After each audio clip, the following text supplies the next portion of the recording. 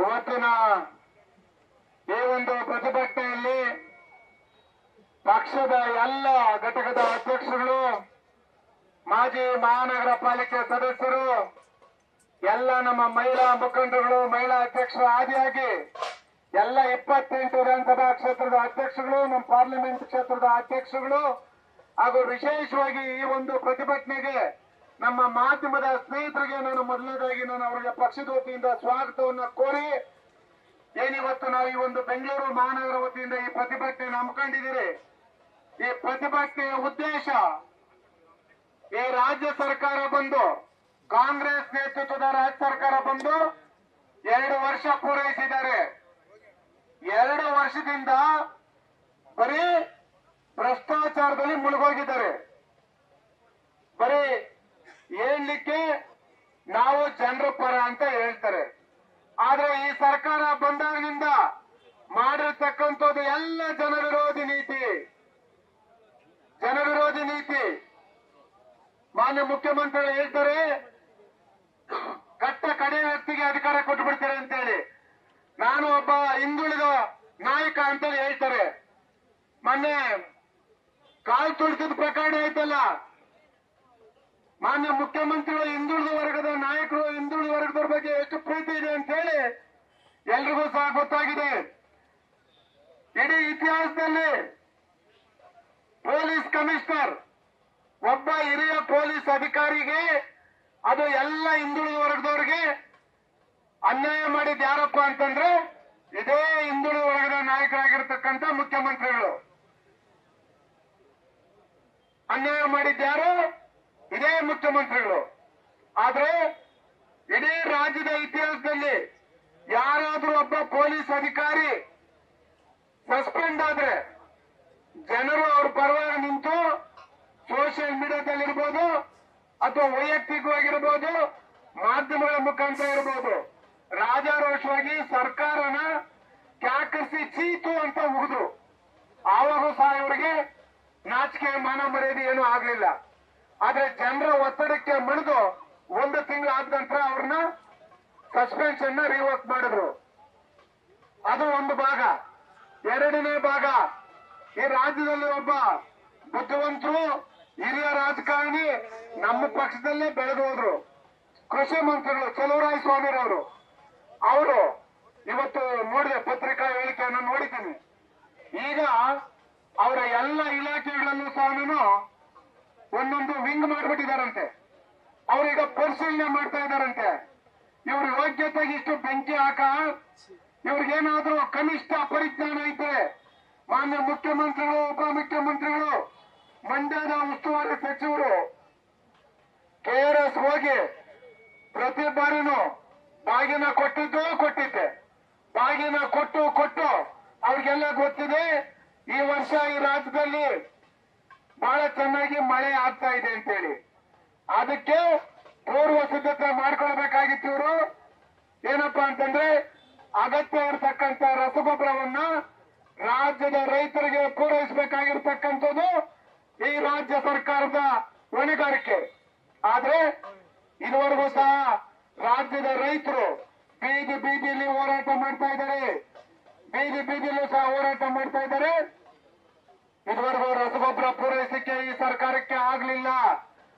ಅದೇ ರೀತಿ ಇವತ್ತು ಬೋಸರಾಜ್ ಅವರು ಹೇಳಿದ್ದಾರೆ, ಏನು ಕೇಂದ್ರ ಸರ್ಕಾರದ ಮೇಲೆ ಪಟ್ಟು ತೋರಿಸ್ತಾರೆ. ಮಾತೆತ್ತದೆ ಈ ರಾಜ್ಯ ಸರ್ಕಾರಕ್ಕೆ ಗೊತ್ತಿರತಕ್ಕಂಥದ್ದು ಒಂದೇ, ಸರ್ಕಾರ ಬಸ್ಸು ಆ ಶಕ್ತಿ ಯೋಜನೆ ಅಂತ ಹೇಳಿಕೊಟ್ಟು, ಆ ಶಕ್ತಿ ಯೋಜನೆ ಅಂತ ಹೇಳಿಕೊಟ್ಟು 500 ಕೋಟಿ ಟಿಕೆಟ್, 600 ಕೋಟಿ ಟಿಕೆಟ್, ಅದಕ್ಕೆ ಹೆಣ್ಮಕ್ಳಿಗೆ ಬರುತ್ತೆ ಸನ್ಮಾನ. ಮಾನ್ಯ ಮುಖ್ಯಮಂತ್ರಿಗಳು, ಉಪಮುಖ್ಯಮಂತ್ರಿಗಳು ಹಾಗೆ ಇವರ ಯೋಗ್ಯತೆಗೆ ಇವತ್ತು ಅವ್ರಿಗೆ ಏನು ಚಾಲಕರಿಗೆ ಇವತ್ತು ಸಂಬಳ ಕೊಡ್ಲಿಕ್ಕೆ ಯೋಗ್ಯತೆ ಇಲ್ಲ, ಸಂಬಳ ಕೊಡಕ್ಕಾಗ್ತಾ ಇಲ್ಲ. ಬೀದಿಯಲ್ಲಿ ಪಾಪ ಅವರು ಗೋಳಾಡ್ತಾ ಇದ್ದಾರೆ. ಅವ್ರ ನೆರವು ಯಾರು ಬರ್ತಾ ಇಲ್ಲ. ಅಂತ ಪರಿಸ್ಥಿತಿ ರಾಜ್ಯ ಸರ್ಕಾರ ಇವತ್ತು ಈ ರಾಜ್ಯದ ಜನರನ್ನ ತಂದೊಡ್ಡಿದೆ. ಇನ್ನು ವಿಶೇಷವಾಗಿ ಈ ರಾಜ್ಯದ, ಈ ದೇಶದ ಬೆನ್ನೆಲುಬು ರೈತರು ಅಂತ ಹೇಳ್ತೀರಿ. ಯಾವುದಾದ್ರೂ ಒಂದೇ ಒಂದು ವಿಚಾರದಲ್ಲಿ 2 ವರ್ಷದಿಂದ ರೈತರ ಪರವಾಗಿ ಇವರೇನಾದ್ರೂ ಒಂದೇ ಒಂದು ರೈತರಿಗೆ ನೆರವಾಗತಕ್ಕ ಅಂತಕ್ಕಂತ ಒಂದು ಕಾರ್ಯಕ್ರಮ ರೂಪಿಸಿದ್ಯಾ ನೋಡಿ.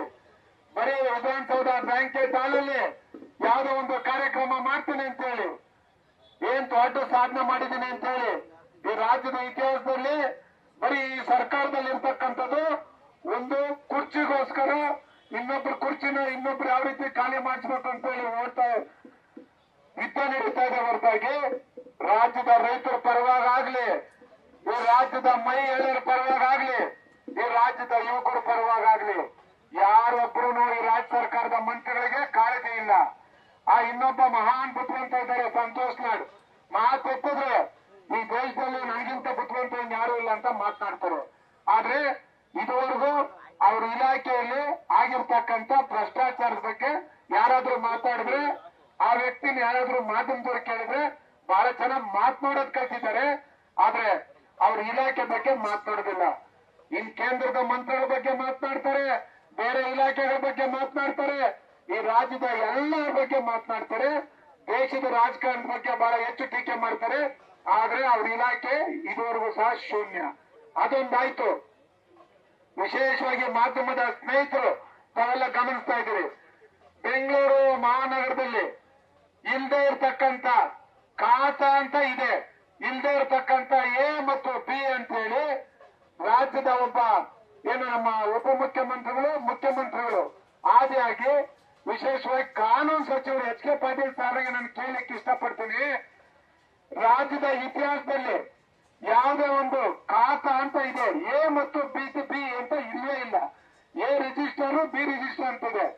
ಅಂತ ಒಂದು ಇಲ್ಲದ ಖಾತೆಯನ್ನ ಎ ಖಾತಾ ಬಿ ಖಾತಾ ಅಂತ ಹೇಳಿ ಕ್ಯಾಬಿನೆಟ್ ಅಲ್ಲಿ ಅಪ್ರೂವ್ ಮಾಡಿದ್ರು ಅಂತ ಹೇಳಿ ರಾಜಪತ್ರ ಹೊಡ್ತಾರೆ. ನಾಚಿಕೆ ಆಗ್ಬೇಕು ಕಾನೂನು ಸಚಿವರಿಗೆ. ನಿಮ್ಗೇನಾದ್ರು ಕನಿಷ್ಠ ಪರಿಜ್ಞಾನ ಇದೆ ಅಂದ್ರೆ ಕಾನೂನು ಸಚಿವರು ತಾವು ಯಾವ್ದು ಹಿಂದೆ ಇರ್ತಕ್ಕಂಥ ಒಂದು ಆಕ್ಟಲ್ಲಿ ಯಾವ್ದಾದ್ರು ನೋಡಿ. ನೀವು ಹಿಂದೆ ಕೆಎಂಸಿ ಇತ್ತು, ಕೆಎಂಸಿ ಆಕ್ಟಲ್ಲಿ ಏನಾದ್ರು ಇದೆಯಾ? ಬಿಬಿಎಂಪಿ ಆಕ್ಟಲ್ಲಿ ಏನಾದ್ರು ಇದೆಯಾ? ಈಗ ನೀವು ಗ್ರೇಟರ್ ಬೆಂಗಳೂರು ಅಂತ ಮಾಡ್ಕೊಂಡಿದ್ದೀರಿ, ಅದ್ರಲ್ಲಿ ಏನಾದ್ರು ಇದೆ ಅಂದ್ರೆ ಇಲ್ಲದೆ ಇರ್ತಕ್ಕಂಥ ಕಾನೂನಲ್ಲಿ ಎ ಖಾತಾ ಬಿ ಖಾತಾ ಅಂತ ಹೇಳಿ ಹಿಂದೆ ಪೂಜೆ ದೇವೇಗೌಡರು ಸಾಹೇಬರು 13,800 ರೂಪಾಯಿ ಒಂದು ಪಾರ್ಟಿ ಸೈಟ್ಗೆ ಬೆಟರ್ಮೆಂಟ್ ತಗೊಂತ ಇದ್ರು. ಆದ್ರೆ ಇವತ್ತು ಇದೇ ಸರ್ಕಾರ ಗೈಡ್ ಲೈನ್ಸ್ ವ್ಯಾಲ್ಯೂ ಪ್ರಕಾರ ಈ ಸರ್ಕಾರ ಬಂದ್ಮೇಲೆ 200% ಜಾಸ್ತಿ ಮಾಡಿದ್ರು ಗೈಡ್ ಲೈನ್ಸ್ ವ್ಯಾಲ್ಯೂನ. ಗೈಡ್ ಲೈನ್ಸ್ ವ್ಯಾಲ್ಯೂ ಪ್ರಕಾರ ಇವತ್ತು ನೀವು ಟ್ಯಾಕ್ಸ್ ಅನ್ನ ಫಿಕ್ಸ್ ಮಾಡಿದ್ದೀರಿ. ಒಂದು ಪಾರ್ಟಿ ಸೈಟ್ ಯಾರಾದ್ರೂ ಬಡವರು ಈ ಬೆಂಗಳೂರು ನಗರದಲ್ಲಿ ಬದುಕಾಗತ್ತೇನ್ರಿ? ಈಗ ಹೊಸ ಒಂದು ಕಾಯ್ದೆ ಮಾಡ್ಕೊಂಡಿದ್ದೀರಿ, ಯಾರು ಟ್ಯಾಕ್ಸ್ ಕಟ್ಟೋದಿಲ್ಲ ಅವ್ರ ಮನೆಯನ್ನ ಸೀಸ್ ಮಾಡಬಹುದು ಅಂತ ಹೇಳ್ತೀರಿ. ನೀವು 140 ಜನ ನಮ್ಗೆ ಇವತ್ತು ಬಹುಮತ ಕೊಟ್ಟಿದ್ದಾರೆ ಅಂತೇಳಿ ಪ್ರತಿಯೊಂದು ನಾವು ಮಾಡ್ತಾ ಇರ್ತಕ್ಕಂಥದ್ದು ಪ್ರತಿಯೊಂದು ಬರೀ ಭ್ರಷ್ಟಾಚಾರ, ಬರೀ ಜನವಿರೋಧಿ ನೀತಿ, ಇಲ್ಲದೆ ಇರ್ತಕ್ಕಂಥದ್ದನ್ನ ಜನರಿಗೆ ಮುಂಕುಬೂದಿ ಏರಿಸಿ ಸುಳ್ಳುಗಳ ಆಶ್ವಾಸನೆಯನ್ನು ಕೊಟ್ಟು ಇಡೀ ಬೆಂಗಳೂರಿನ ಮಹಾನಗರವನ್ನ ಇವತ್ತು ನೀವು ಕಣ್ಣೀರಲ್ಲಿ ಕೈ ತೊಳೆಯೋ ರೀತಿ ಮಾಡ್ತಾ ಇದ್ದೀರಿ. ಜನರ ಶಾಪ ತಟ್ಟುತ್ತೆ. ಏನ್ ಈ ಸರ್ಕಾರ ದಿವಾಳಿ ಆಗಿದೆ. ಈ ಸರ್ಕಾರಕ್ಕೆ ಕನಿಷ್ಠ ಪರಿಜ್ಞಾನ ಇಲ್ಲ. ಈ ಸರ್ಕಾರ ಇವತ್ತು ಬರೀ ಜನ ವಿರೋಧಿ ನೀತಿ, ಜನರನ್ನ ಯಾವ ರೀತಿ ಟೋಪೆ ಹಾಕ್ಬೋದು ಅಂತೇಳಿ ನೋಡ್ತಾ ಇದ್ದಾರೆ ಹೊರತಾಗಿ ಜನರ ಯಾವುದೇ ಒಂದು ಕಷ್ಟಕ್ಕೆ ಸ್ಪಂದಿಸ್ತಾ ಇಲ್ಲ. ಯಾವಾಗ್ಲೂ ಸಹ ಸರ್ಕಾರ ಇರ್ತಕ್ಕಂಥದ್ದು ಈ ರಾಜ್ಯದ ಜನಸಾಮಾನ್ಯರ ಪರ ಕೆಲಸ ಮಾಡಬೇಕು. ನೀವು ಶಕ್ತಿ ಯೋಜನೆ ಕೊಟ್ಟು ಇವತ್ತು ಬಿಎಂಟಿಸಿ ಕೆಎಸ್ಆರ್ಟಿಸಿ ಸುಮಾರು 3,500 ಕೋಟಿ ಸಾಲದಲ್ಲಿ ಕೂಪದಲ್ಲಿದ್ದಾರೆ. ಸಂಬಳ ಕೊಡಕ್ಕೆ ಯೋಗ್ಯತೆ ಇಲ್ಲ. ಈ ರಾಜ್ಯ ಸರ್ಕಾರ ಏನು 5 ಗ್ಯಾರಂಟಿ ಸ್ಕೀಮ್ಗಳನ್ನ ಕೊಟ್ಟು 5 ಗ್ಯಾರಂಟಿ ಸ್ಕೀಮ್ಗಳಲ್ಲಿ ಇವತ್ತು ಒಂದೇ ಒಂದು ಯಾವುದು ಸಹ ಅದನ್ನು ಭ್ರಷ್ಟಾಚಾರಕ್ಕೆ ಬಳಸ್ಕೊಳ್ತಾ ಇದ್ದೀರಿ. ನಾವು ನಮ್ಮ ಪಕ್ಷದ ವತಿಯಿಂದ ಇದೇ ಫ್ರೀಡಂ ಪಾರ್ಕ್ ಅಲ್ಲಿ ನಿಖಿಲ್ ಕುಮಾರಣ್ಣವರ ನೇತೃತ್ವದಲ್ಲಿ ನಮ್ಮ ಪಕ್ಷದ ಎಲ್ಲ ಶಾಸಕರಾಗಿ ಇದೇ ಫ್ರೀಡಂ ಪಾರ್ಕ್ ಅಲ್ಲಿ ಒಂದು ಬೃಹತ್ ಪ್ರತಿಭಟನೆಯನ್ನು ಮಾಡಿದ್ರಿ. ನಾವು ಹೇಳಿದ್ದೇನಪ್ಪಾ ಅಂತಂದ್ರೆ, ಆಯ್ತು ನೀವು 5 ಗ್ಯಾರಂಟಿ ಸ್ಕೀಮ್ಗಳು ಕೊಟ್ಟಿದ್ದೀರಲ್ವಾ, ನಿಮ್ಗೇನಾದ್ರೂ ಕನಿಷ್ಠ ಈ ಜನರ ಬಗ್ಗೆ ಕಾಳಜಿ ಇದ್ರೆ ಒಂದು ಡೇಟ್ ಅನ್ನ ಫಿಕ್ಸ್ ಮಾಡಿ. 1ನೇ ತಾರೀಕು ಕೊಡ್ತಿರೋ, 5ನೇ ತಾರೀಕು ಕೊಡ್ತಿರೋ, 10ನೇ ತಾರೀಕು ಕೊಡ್ತಿರೋ ಕೊಡಿ ಅಂತ ಹೇಳಿದ್ವಿ. ಏನ್ ಲಕ್ಷ್ಮೀ ಹೆಬ್ಬಾಳ್ಕರ್ ಅವರು ಅವ್ರಿಗೆ ವರ್ಷಕ್ಕೆ ಎಷ್ಟು ದಿನ ಇದೆ ಅಂತಾನೆ ಗೊತ್ತಿಲ್ಲ. ಹೇಳಿದ್ದೆ ನೀವೆಲ್ಲ ನಮ್ಗೆ ಸುಮ್ಮನೆ ನನ್ನನ್ನ ನೀವು ನನ್ನನ್ನೇ ಮಿಸ್ಗೈಡ್ ಮಾಡ್ತಾ ಇದ್ದೀನಿ ಅಂತ ಹೇಳ್ತಾರೆ.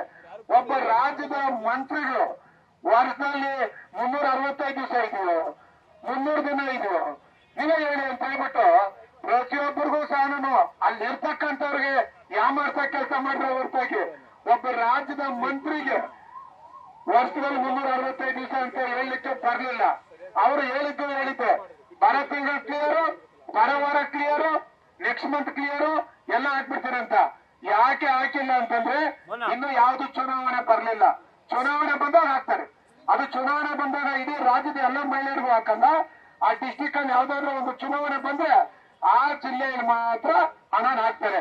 ಹಂಗಾಗಿ ರಾಜ್ಯ ಸರ್ಕಾರ ಏನಪ್ಪಾ ಅಂತಂದ್ರೆ ಈ ಒಂದು 5 ಸ್ಕೀಮ್ಗಳನ್ನ ಭ್ರಷ್ಟಾಚಾರಕ್ಕೆ ಬಳಸ್ಕೊಳ್ತಾ ಇದ್ದಾರೆ ಹೊರತಾಗಿ ರಾಜ್ಯದ ಹಿತಾಸಕ್ತಿಗಾಗ್ಲಿ ಅಥವಾ ರಾಜ್ಯದ ಏನು ಹೆಣ್ಮಕ್ಳಿಗೆ ನಾವು ಶಕ್ತಿ ತುಂಬಿಟ್ಟಿದ್ದೀರಿ, ರಾಜ್ಯದ ಜನಸಾಮಾನ್ಯರಿಗೆ ಶಕ್ತಿ ತುಂಬಿಟ್ಟಿದ್ದೀರಿ ಅಂತೇಳಿ ಹೊರಟಿದ್ದಾರೆ. ವಿಶೇಷವಾಗಿ ಇನ್ನೊಂದೇನಪ್ಪಾ ಅಂತಂದ್ರೆ ಏನು ಗ್ರಾಜುಯೇಟ್ ಅವ್ರಿಗೆ 3,000 ಕೊಟ್ಬಿಡ್ತಾರಂತೆ. 3,000 ಕೊಟ್ಬಿಡ್ತಾರಂತೆ. ಇವರ ಸರ್ಕಾರಕ್ಕೆ ಕನಿಷ್ಠ ನಾಚಿಕೆ ಮಾನ ಮರ್ಯಾದೆ ಏನಾದ್ರೂ ಇದ್ರೆ ಕೂಡಲೇ 2021ರಲ್ಲಿ 402 ಜನ PSI ಅಭ್ಯರ್ಥಿಗಳು ಆಯ್ಕೆ ಆಗಿದ್ದಾರೆ. ಅವ್ರಿಗೆ ಆದೇಶ ಪತ್ರ ಕೊಡ್ರಿ. 3,000 ಆಮೇಲೆ ಕೊಡಿರಂತೆ. ಅವ್ರಿಗೆ ಆದೇಶ ಪತ್ರ ಕೊಡ್ರಿ. ಇವತ್ತು ರಾಜ್ಯದ ಇತಿಹಾಸದಲ್ಲಿ ಈ ಸರ್ಕಾರ ಬಂದು 2 ವರ್ಷ ಆಗಿದೆ. ಒಬ್ಬ